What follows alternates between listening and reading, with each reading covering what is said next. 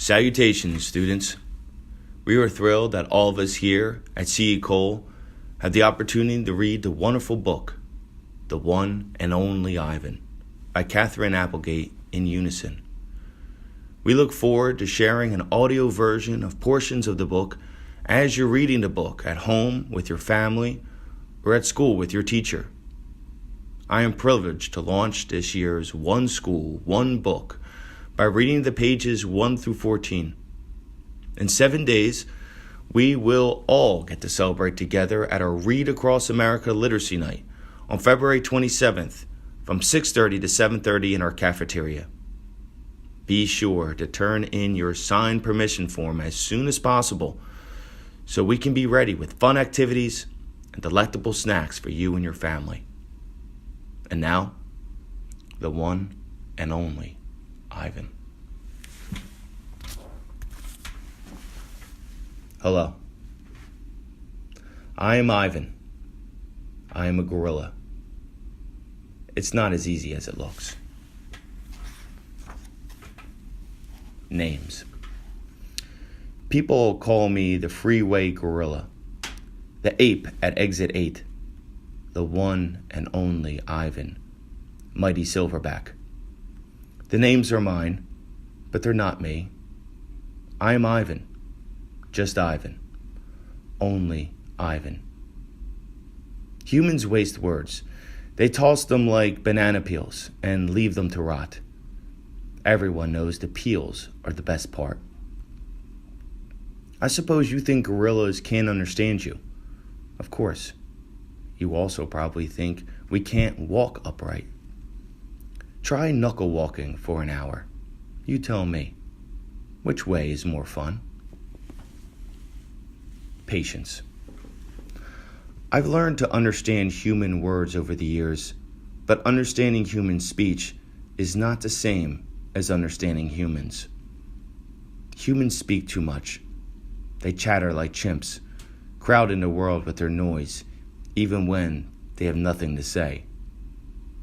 It took me some time to recognize all those human sounds, to weave words into things, but I was patient. Patient is a useful way to be when you're an ape. Gorillas are as patient as stones. Humans, not so much. How I look. I used to be a wild gorilla, and I still look the part. I have a gorilla shy gaze, a gorilla sly smile. I wear a snowy saddle of fur, the uniform of a silverback. When the sun warms my back, I cast a gorilla's majestic shadow. In my size, humans see a test of themselves. They hear fighting words on the wind. When all I'm thinking is how the late day sun reminds me of a ripe nectarine. I'm mightier than any human, 400 pounds of pure power. My body looks made for battle. My arms outstretched span taller than the tallest human. My family tree spreads wide as well. I'm a great ape, and you are a great ape, and so are chimpanzees and orangutans and bonobos, all of us distant and distrustful cousins. I know this is troubling. To find it hard to believe there is a connection across time and space linking me to a race of ill-mannered clowns, chimps. There's no excuse for them. The Exit 8 Big Top Mall and Video Arcade. I live in a human habitat called the Exit 8 Big Top Mall and Video Arcade. We are conveniently located off I-95, with shows at 2, 4, and 7, 365 days a year. Mac says that when he answers the trilling telephone. Mac works here at the mall. He is the boss. I work here too. I am the gorilla. At the Big Top Mall, a creaky music carousel spins all day, and monkeys and parrots live amid the merchants, In the middle of the mall is a ring with benches where humans sit on their rumps while they eat soft pretzels. The floor is covered with sawdust made of dead trees. My domain is at the end of the ring. I live here because I am too much gorilla and not enough human. Stella's domain is next to mine. Stella is an elephant. She and Bob, who is a dog, are my dearest friends. At present, I do not have any gorilla friends. My domain is made of thick glass and rusty metal and rough cement. Stella's domain is made of metal bars. The sun bear's domain is wood. The parrot's is wire mesh. 3 of my walls are glass. 1 of them is cracked. And a small piece, about the size of my hand, is missing from the bottom corner. I made the hole with a baseball bat Matt gave me for my 6th birthday. After that, he took the bat away, but he let me keep the baseball that came with it. A jungle scene is painted on one of my domain walls. It has a waterfall without water, and flowers without scent, and trees without roots. I didn't paint it, but I enjoy the way the shapes flow across my wall, even if it isn't much of a jungle. I'm lucky my domain has 3 windowed walls. I can see the whole mall and a bit of the world beyond. The frantic pinball machines, the pink billows of cotton candy, the vast and treeless parking lot. Beyond the lot is a freeway where cars stampede without end. A giant sign at its edge beckons them to stop and rest like gazelles at a watering hole. The sign is faded. The color's bleeding.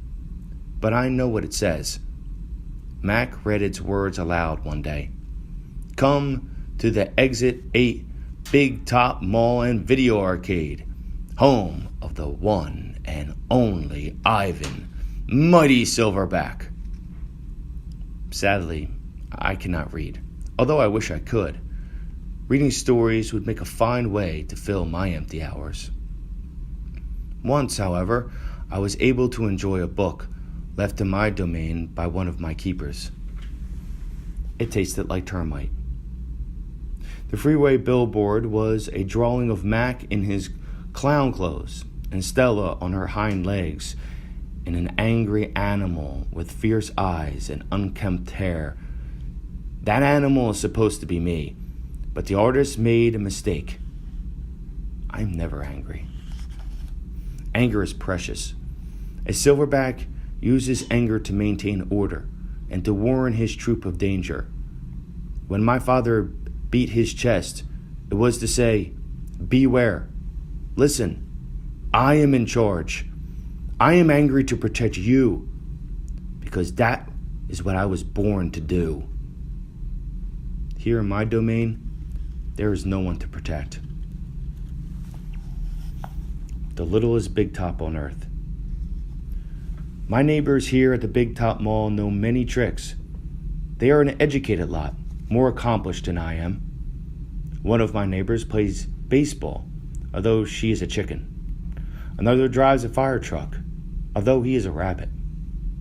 I used to have a neighbor, a sleek and thoughtful seal, who could balance a ball on her nose from dawn till dusk. Her voice was like a throaty bark of a dog chained outside on a cold night. Children wished on pennies and tossed them into a plastic pool.